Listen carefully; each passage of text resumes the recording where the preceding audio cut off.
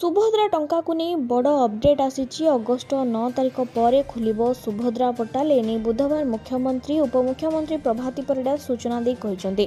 तेज उपमुख्यमंत्री प्रभाती परिड़ा सूचना दे कहते जे बाद पड़ता हिताधिकारी को जोड़ा सर्वे हेब 21 वर्ष होता युवती महिला करें आवेदन। सूचना अनुसार प्रथम किस्ती नेला परे किए आईटी रिटर्न भरी तो आउ कई गाड़ी किणी जमापड़ी यार सर्वे हेब तथ्य सठिक थिले आउ सुभद्रा टंका मिलिबो नाही बोली कहचंती प्रभाती परिड़ा।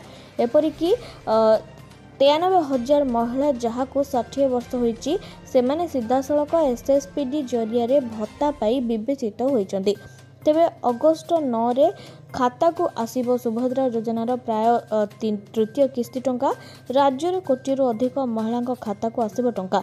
दुईटी किस्ती रे मोट 10,000 टंका पाई सारिचंती 1 कोटी अधिक हिताधिकारी। समस्त योग्य हिताधिकारी निकट में जेभली भाव सुभद्रा पहुंचबो से नहीं योजना क्रियान्वयन करने को लगातार भाव प्रयास करुचंती सरकार।